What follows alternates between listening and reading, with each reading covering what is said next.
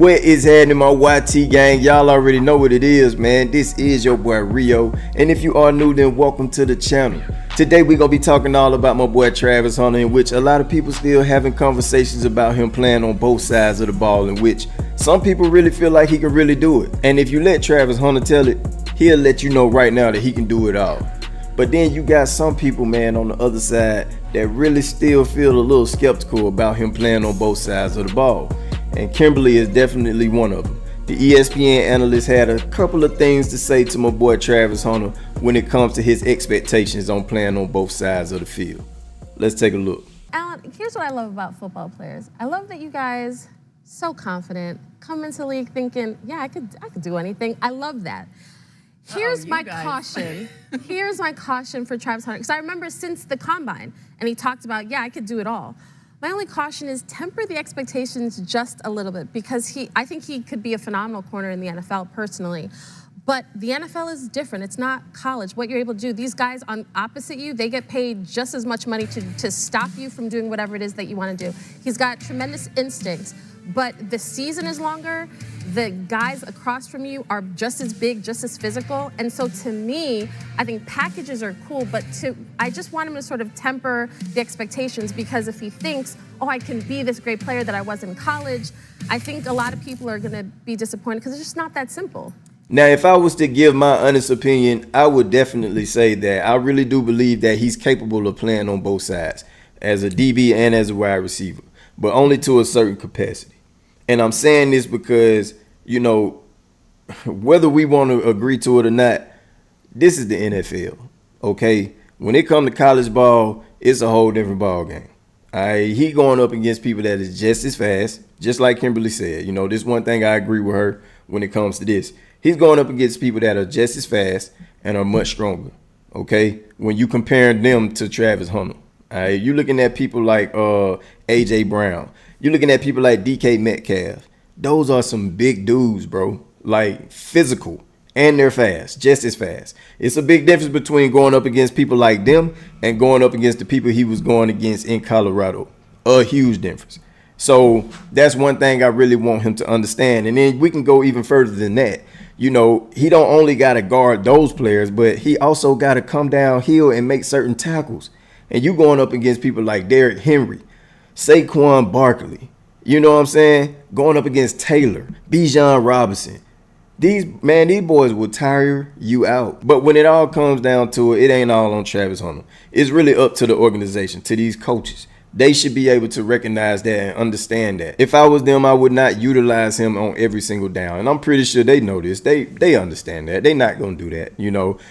I think they really going to rely on him more so on the DB side and just create small packages, maybe to get them like a quick first down or whatever the case may be when it comes to him being on the offensive side. That's just what I think they're going to do. Hopefully they don't wear my dog out to the point of where he just crashed out by the end of year 3. You know what I'm saying? But the Jaguars, I'm pretty sure they smart, man. They know not to do that. Now, there's other NFL players, great players at that got a lot to say about this whole Travis Hunter situation too. I'm pretty sure you guys already heard what Travis Kelce had to say about this, in which he really do love Travis Hunter, and he love what he's going to see when it comes to him playing in the NFL.